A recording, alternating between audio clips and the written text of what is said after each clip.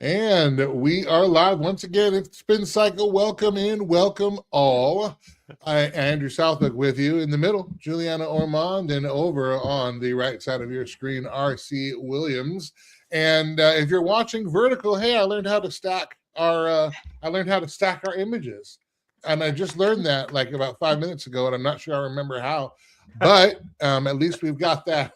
At least we saved it. So for the next time we're all three of us together, it'll be a stack like that when we're on different ones. My goodness, tons of stuff going on.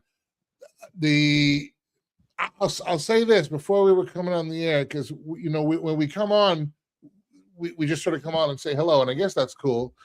But I was wondering, if we had a theme song to the Spin Cycle, what theme song would it be? So anybody who's watching this live or on demand, what do you think our theme song should be? And let us know, and maybe we'll make an intro or something like that.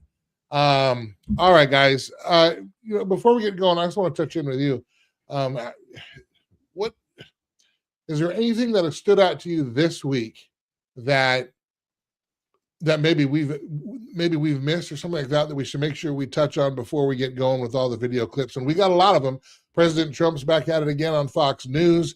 We've got stuff from AI data centers to healthcare plans, and a whole lot. So we're going to be bringing you the gamut. But anyway, my friends, anything that we've missed so far before we get into this? So I don't want to say that we missed it. I think we actually talked about it a little bit, but I really want to talk about how the fact that the people are standing up. Like, we're talking about all these different issues, but the most important thing that I've been seeing is that people are getting vocal. They're talking about what's going on. They're starting the dialogue and saying, what is a data center and why do they need it? And what's a control system and what is a CBDC? Like, at least we're now having conversations about what's going on out in the world. So I just wanted to bring that to everybody's attention. I'm very excited about the fact that we're standing up. Yeah, Andrew, I'd agree. This is with what Juliana said. That's great news, and it feels like the week has been that way. Stuff that we did earlier today, and even now. I think the other thing that became very evident for me this week is the need for scripture. Right, we're starting to see paradigms break, and so a lot of closely held beliefs are being shook at their core. And honestly, the only thing, and I think we look at Culture Crossroads and we look at this show as a beacon and a lighthouse for people who are looking for answers. I kind of felt that shift this week, and there's really going to be a need for people to understand why things are happening the way that they are. So that's a blessing. Revelation is meant to be a blessing. And I think as watchmen, we're doing what we're supposed to be doing, right? We're on the wall, we're letting people know what's going on, and we're providing context on what's happening. All right, well, let's get started. President Trump speaking to a presser covered by Fox News, ratepayer protection, the pledge. You see that in the background, talking about AI data centers. This is a quick clip, but listen to what he had to say. Because you have to convince your community how great these things. You can't fight it. You have to go with it.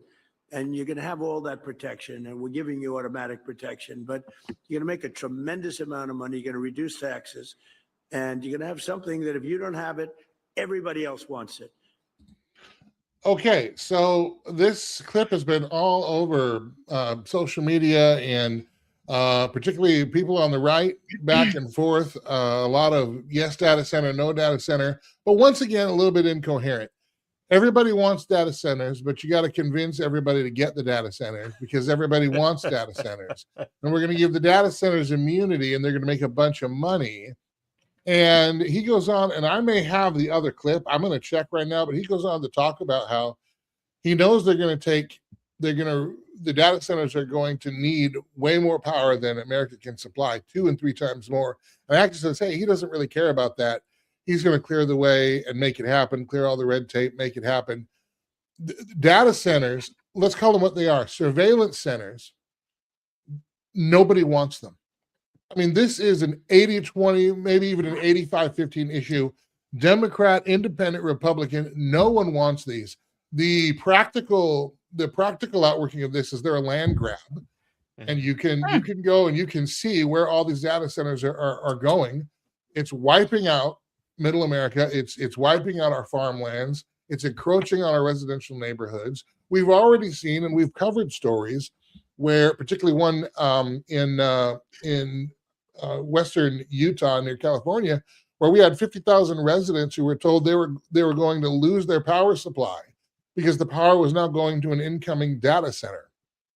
And that in 2027, they were going to have to find new power because their power is going to a data center. And you know what else is interesting?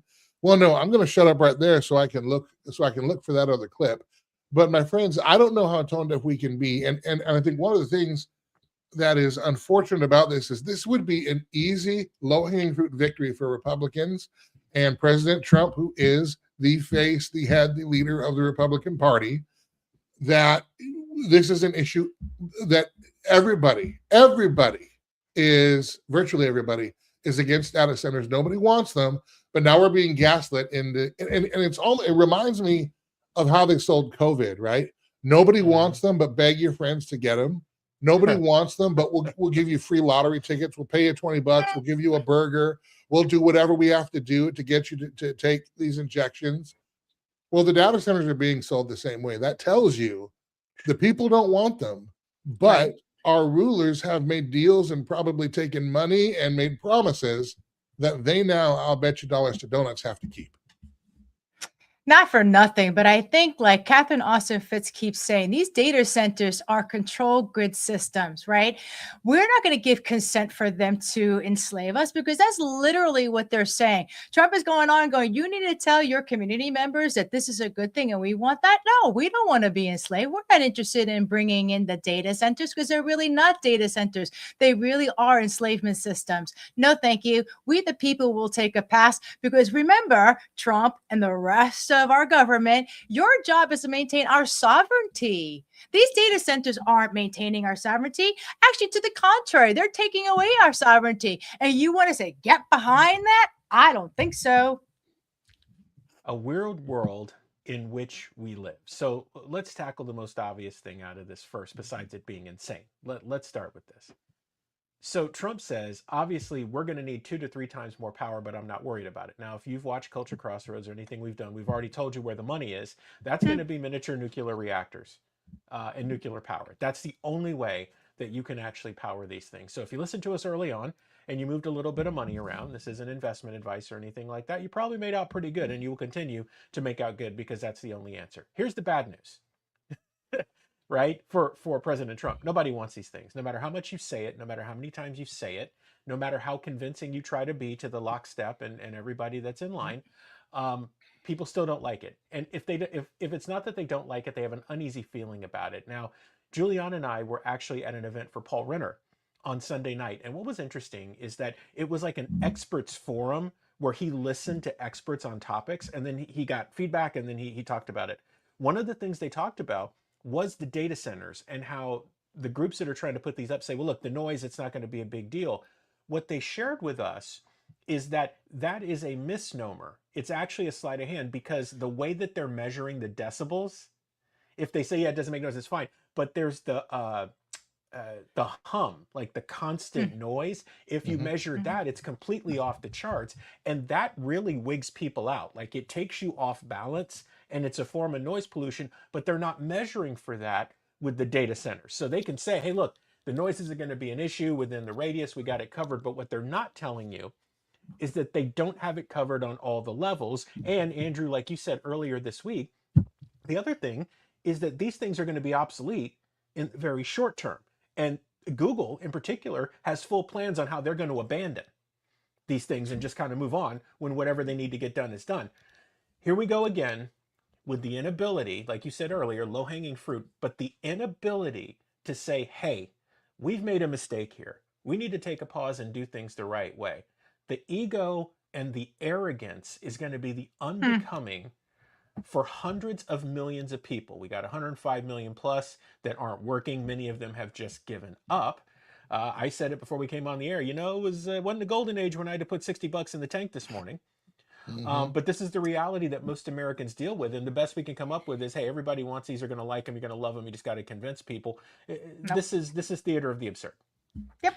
Let me play this is a little bit longer clip. This is more remarks from President Trump talking about the data centers and the power they're going to demand and they require. We're here today to continue the incredible progress we're making in communities nationwide to ensure that as new data centers go up, and they're going up all over, electricity bills for American families will actually come down. You're going to be building your own data centers, and you're going to building your own electric plants. You're essentially becoming a utility like Con Edison in New York, but maybe at a level that nobody's ever seen before, because we've seen some of the plants that they're building are absolutely incredible. They're absolutely incredible. They're electric plants. It's hard to believe, but you need double the electricity that we have right now, maybe even more than that, to really fulfill what you want to do. We're leading China by a lot. And using our old grid would not have worked. And I came up with the idea that, build your own plant. This way nobody can complain.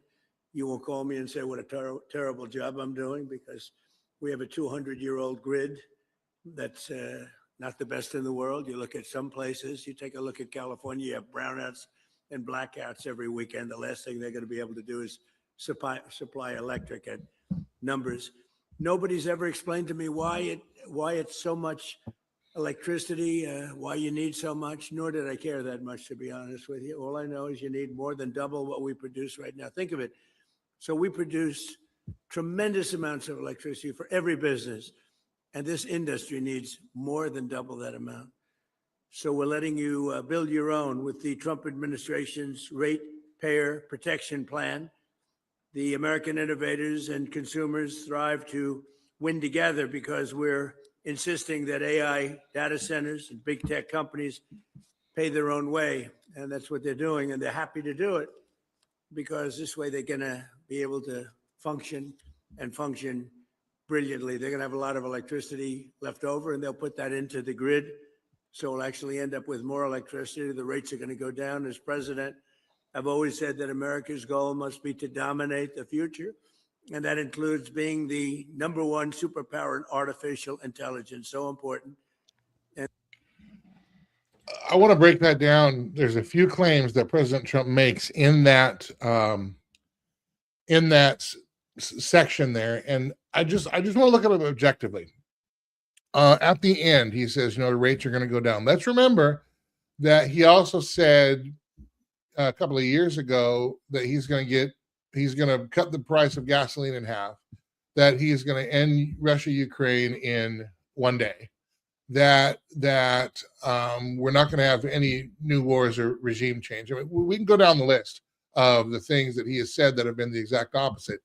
But when it comes to these data centers, he's saying that, and I'm working backwards from the end of the video to the front of it, that when he says you also, we're letting you do what you want to do. He's talking to the builders of the data centers. He's not talking to the American people. We don't want them. We're not building our own data centers. We're not building our own power plants. But he's saying they're going to build their own power plants and they're going to have excess power. So then they're going to become like a utility. Do you really think, and I put this on my X feed, do you really think in any world, any business that has additional electricity is going to give it back to the people altruistically because, we are the world, we are the ones we've been waiting for. Imagine all the people. I mean, honestly, do we really think that's going to occur? Number one. Number two, we've already seen that with the example that I mentioned for the 50,000 residents in Utah, that the power companies are going to prioritize the data centers. The data centers get the front of the line. Also, where are the environmentalists right now? We've been told for decades, shut off your lights, shut off your television, unplug your refrigerator. You're using too much electricity. We're destroying the planet. Now we're saying out loud and on television, we need 2 and 3 times more just for this one industry. Even that alone should give us pause just to say, hey, wait a minute. Well, if we do need that, why aren't we building that infrastructure first? Why are the data centers coming in at the same time? We don't, when you get your house ready to have friends over, you don't have the friends over and then everybody cleans the house together. You get the house ready first and then your friends come over, we're doing this backwards. And if we are doing it backwards, do you really think that your energy price is going to go down when we are putting more draw on it, 2 and 3 times more draw on the electric grid? In what world does that math make sense? Let's just start there. So let's just talk about the history, what we've been looking at. As far as I'm concerned, from looking at this, is that they've used this whole water situation as the propaganda. Oh, we're going to get people yelling and screaming about the water situation instead of talking about the fact that this is a control grid system that we're building. So then they'll complain about the water. And then we'll say, oh, you know what? I'm sorry about the electricity. And then you know what? We'll tell them that they can have their own electricity, and then they're going to give it back to you peons. Right? Because they're going to be so good and so altruistic that they're going to use it. They're going to make their own electricity. They're going to power their own data centers. And then they're going to give us back the electricity. Really? Like, do you not, like, American people, do you not see the propaganda? Do you not see how they've been like pulling us along by our nose? They're lying to us and they're giving us a story so that we'll go, yes, we believe you and we trust you. We're just going to fall in line. No, let's start looking at the lies, because everything that you said, Andrew, was completely 100% on target for the American people to go, this is insanity. We're looking at theatrics. They didn't all of a sudden think, oh, you know what? We need to create our own electric, whatever. I think they did that to make everyone nervous about having electricity come into the home. So they started threatening people. Then all of a sudden it's like, don't worry about the fact this control system. We'll take care of the electricity. You just be ignorant. Julianna, people can't be that ignorant. Sorry, Julianna, go ahead. You're fine. You're so spot on here. You're once again presented with false choice, because here's the reality that they don't want you to think about, is that there is no way that the electric grid can be brought up to any type of speed to handle that load within the next 500 years, right? It's just not going to happen. We're already strained in multiple places as it is, because what they're going to say is, listen, oh my God, turns out we can't do that. But here's the answer. The miniature nuclear reactors that are going to be put in and the nuclear power plants that we're going to take and we're going to bring back online are going to solve this problem. Okay? And you just got to let us do it. It's relatively safe, but there's a couple of things will work out. But just the fact it's near your house, it's not going to be that big of a deal, because basically you're going to get free energy and it's going to be okay. Right. So just, but here's the problem, is that they're telling you that, but the problem is that they're telling you the problem is the electricity. That's not the problem. The problem is that this is a control grid system that they're putting in, and they don't want you to have conversations about that. They want you to be complaining about what's going on with the electric grid. I mean, seriously. Correct. So they use the distraction, and then they manufacture a crisis to keep you diverted. We've talked about this all week on every episode, how when they're doing something like this, when they say, look at the shiny object, let me make sure my hand's in the picture, look at the shiny object, look at what they're doing with the other hand. Yeah. Right? Because really the control grid is the answer. Juliana, you're spot on. They're going to try to squeeze out as many crises as they possibly can, because they want to keep you off balance. It's the polycrisis that we talk about in our Great Gaslight keynote. The polycrisis is real. They hit you with so many crises that you simply give up and you say, just do whatever you want and just leave me alone. They're pushing you in that direction. And we said this to someone earlier today. Many of the people that you believe are on your side have never been on your side. And now they're revealing themselves, which tells you how far down the road we actually are. And I need to say something too. We're attracting quite an interesting comment section here online. And what's difficult for this show, and one of the reasons why I think there are few of us of these kinds of programs who are willing to call the political right from the right, is that we're conservatives. I mean, I've been on record. I voted for Trump 3 times. But what we're willing to do is be honest when our side seems to be doing things, or is clearly doing things that we believe is going to be bad for our country, that we believe is going to be hurtful to all of America, Republicans, Democrats, independents alike. One of the things I think that's too bad about our political culture right now is that there's no room for nuance anymore. You can't have, Right. you're not allowed to have any kind of critical opinion or critical questioning of your own side anymore. And you see it happening with both Republicans and Democrats Right. that call their own side and say, hey, you guys are acting foolish. The Democrats you see that are calling out the rise of communism from the Democrat Party, they get ostracized by their party. The conservatives that are calling on the Republicans to say, hey, let's lead in a conservative way. Let's lead in a liberty way. Let's not continue to get government in bed with every single big industry that we can think of. Let's not have government be the ones leading the way in taking up our farmland through by big tech corporations, undercutting our food supply. And food supply is closely connected to our freedom and liberty, by the way. So It's not that we say, hey, vote for Democrats. I'm not voting for a Democrat. But at the same time, I don't want to vote for this mess either. And however, right now, there are the two parties. If people on the right don't grow enough of a backbone to stand up to the leaders on the right, when the leaders on the right are leading like they're the leaders on the left, then we don't have representation. And Right. that's what we're asking is, listen, everybody else gets a voice at the table. Why don't we? We're people who voted for you, or voted for many in the Republican Party, at least, and you're not representing us. And so that's what we're talking about. And here's another example of this. Here's another example of this I want to bring up. This is from Trump's Georgia rally, and then I'm going to get off the Trump stuff, but this is the last little bit. This is from Trump's Georgia rally. And he, again, this is a quick one, about 19 seconds. This is about healthcare. We'll pass the great healthcare plan. It's called our great healthcare plan. That's the name of it, to stop all payments to big insurance companies and give the money directly to the people so they can buy their own healthcare, which will be much better, and you will save a lot of money. And all the clapping seals back there.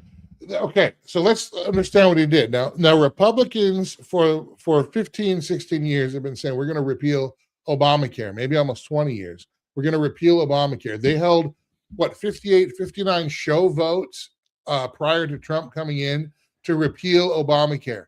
Trump comes in 2016. We have a trifecta. We've got the presidency, we've got the House, we've got the Senate.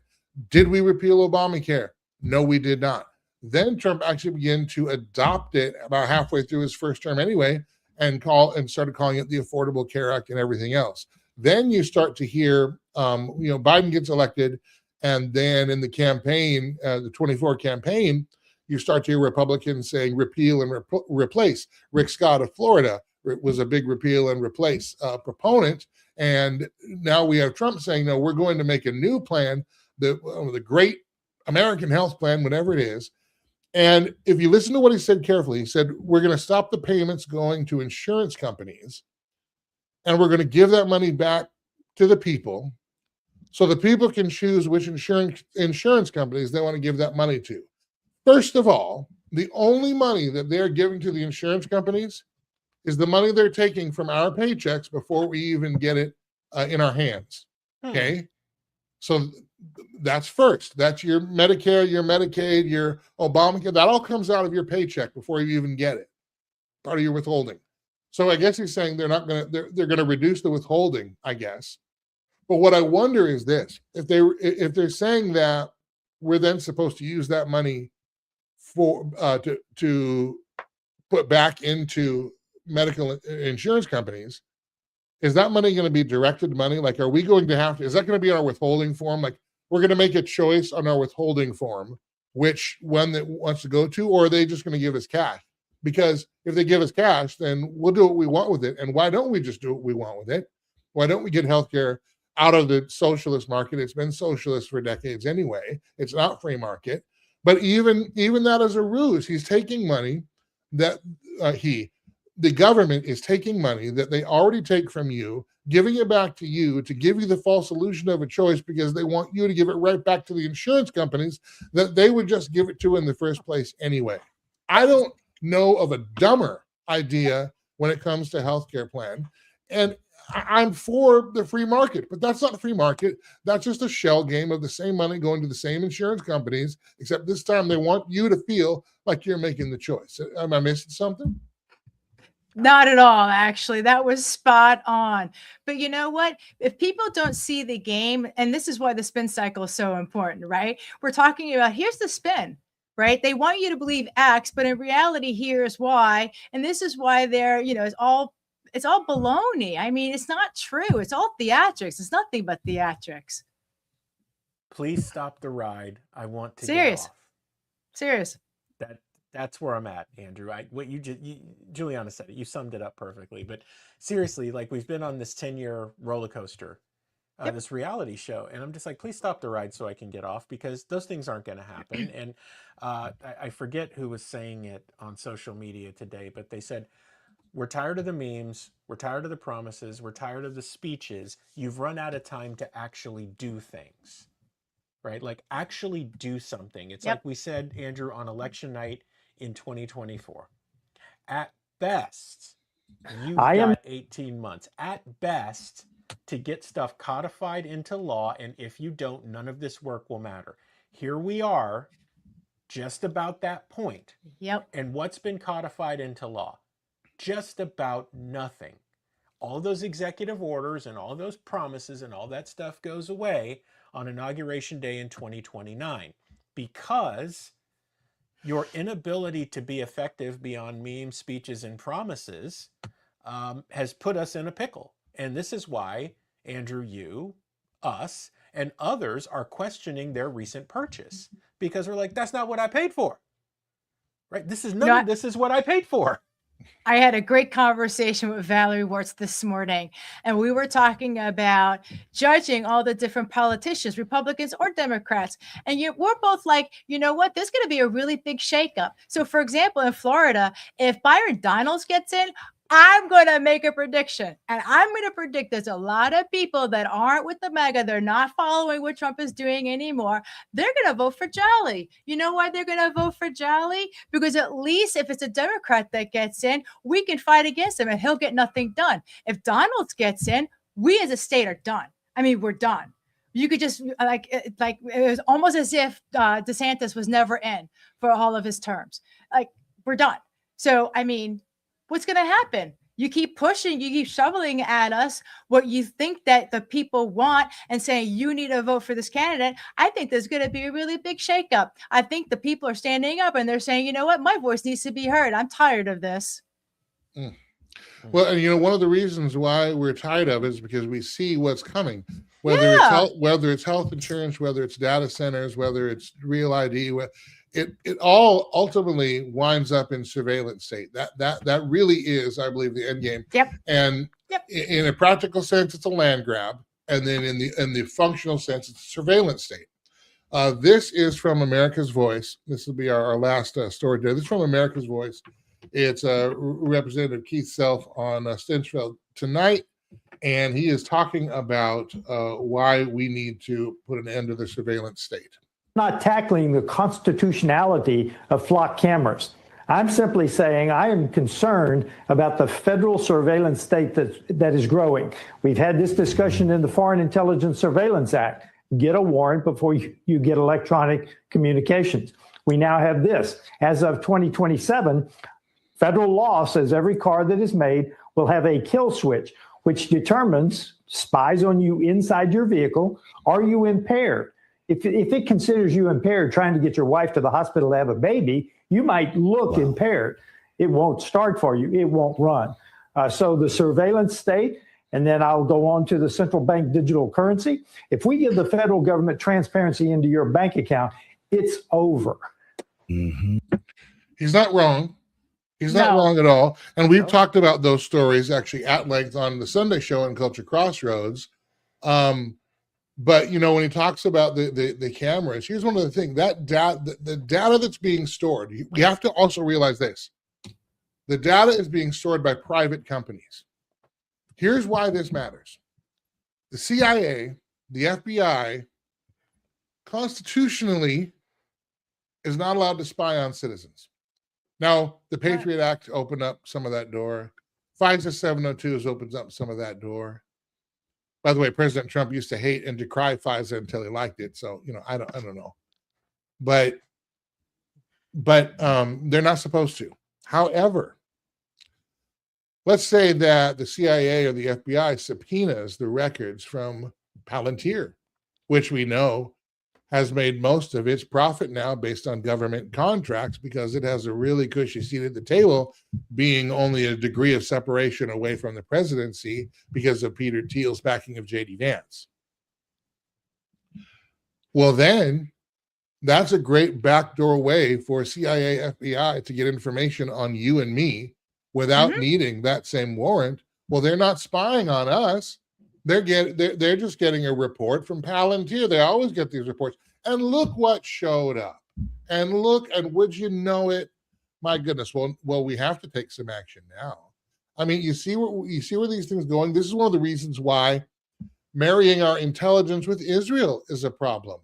The other foreign countries could potentially spy on us Americans, spy on our military, on our tech, not even directly through America, but through Israel. We have to trust these things as well. This whole thing is coming into effectively a catch-all for the data of every second of every day and every moment of our lives. And you add the central bank digital currency, you add the spy cars, you add health insurance where they're telling you where to spend your money and how to do it and all the other things. You are set up, and then you undercutting the food supply, funneling all of our food processing into 2 or 3 or 4 larger companies. You think the cyclospora outbreak is bad? Wait till that goes haywire. Clearly, we are centralizing everything that made us once free in America, and that is, I think, what most people, Republicans and Democrats, are instinctually rebelling against, because we know that you are taking away some of the basic freedom building blocks of the freedoms that we have. We see it, we don't like it, we want it to stop. It's not a matter of convince your neighbor. We're trying to convince you, the government, to stop it. We just want to stop. However we can get to stop. That's why, Juliana, that's why people are considering voting in Florida for a Democrat governor. They just want the stuff to stop. Correct. And they want people to keep fighting. Trump got in, and then all of a sudden people just sat down. If Donald gets in, everyone's going to sit down. If Jolly gets in, at least we have a fight. And that's it. But that's also a dangerous play, as you know. Yeah. It's a very dangerous play because the Florida legislature is every one of them are not exactly bastions of conservatism. And some have showed that they're willing to wheel and deal with the left as well. So there's no guarantee that, for example, Bill Clinton presidency of the 90s, where he triangulated with a Republican Senate and a Republican House, there's no guarantee that kind of thing repeats itself today. We live in an entirely different world with an entirely different calculus, and with a government that is more in bed with big tech than ever before. I have a clip here. We don't have time to show it, where Trump is bragging about that we bought 10% of Intel. Why is the government investing in other businesses? He then said, hey, we made $70 billion. Well, by the way, any money that the government has, they take from you and me, which means that they took our money via taxes, invested it into a company, made a profit of $70 billion. Do you think any of we, the people whose taxes paid for that, whose taxes earned that profit, are going to see a dime of that in our checks? Oh, no. The only money we're told we're going to get is the money from the healthcare plan that we have to give back to the insurance companies anyway. Why isn't the GOP, anybody in the GOP, speaking out on this at all? Because they're complicit. Yeah, I'm going to say they're on the gravy train. Andrew, before we jump off, I want to point something out to those in different cults, because there are a couple of different cults flying around here that are probably going to bash us on this and say we're anti this, we're anti that. Let me give a moment of clarity. Oh, the flock cameras, no, it's really not that bad. It's always that bad. It's actually always worse than you think. But here is the level of ability that Flock has, and we covered this back in January. Flock is so good at what they do that all of their surveillance video ended up sitting on a website that was publicly open. Publications called it Netflix for stalkers. And Flock didn't even realize this was happening. These are the same people that are putting these cameras up everywhere, apparently, for your safety. They can't even keep your data safe. Not that they really want to, but think about that for a second. What are the implications of basically building out a Netflix for stalkers? And it's just okay. Like, it's just okay now. We should just move on from it because that seems to be the prevailing theme. So here's the deal. We're not going to move on from it.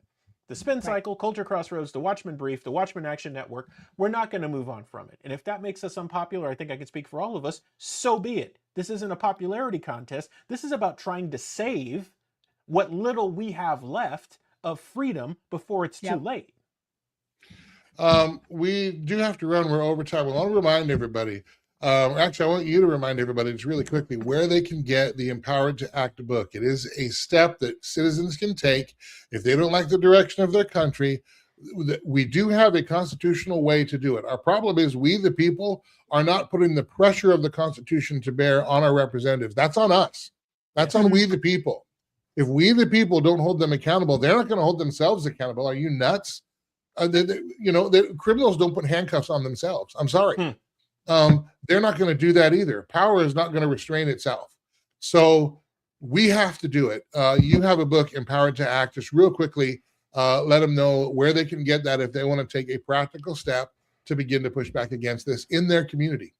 Thank you, Andrew. So you can go to Watchmen Action. It's plural, watchmenaction.org. And if you click on the training tab, Andrew, we've got everything there about how the training works, a sample of it. And you can even go through the training for free yourself. It's about 3 hours. It's one we recorded before. You can actually see how it works. And then your next step would be to get in touch with us, get your group together, get your training manual, and let's get you trained to advocate and defend yourself on the issues that matter most. And by the way, whether you're a Republican or a Democrat, you can do that, because I think that at least at the bare minimum, we would like for there to be an America with enough room for Republicans and Democrats. And what we see now is an America that's going to pick and choose who they want and who they don't want. And that road leads only to madness. Remember our Sunday show, Culture Crossroads, Sundays, 5 p.m. Central Time, BECTV.plus, BEKTV.plus, also the Watchmen Action Network, which you can get on the Epic Cable. From Epic Cable. You can find that online as well. And for the Spin Cycle, we're Monday through Friday, middays, usually a little late today, but I had to mow the lawn this morning. So thanks for your patience there. But yeah, we'll be back on Monday. Stay safe, stay well. God bless you this weekend. And we'll see you for the Sunday show on, let's see, what are we talking about this Sunday? My goodness. We're talking about how, if you want to know how Congress does their budget deals and why they shove everything into one deal all the time, we break that down specifically and in detail. So you'll understand the grift that Congress is doing and why they keep missing deadlines and having continuing resolutions and never making a budget and jamming everything into must-pass bills because they know it wouldn't pass in the light of day. We break all that down. We also do talk about, we have some news on Florida governor candidate Byron Donalds that could affect the governor race. And of course, the Florida governor race will affect America because Florida is the free state in the union. And then we have a faith-focused segment, a story about homeschoolers getting bashed by some podcasters that apparently hate them.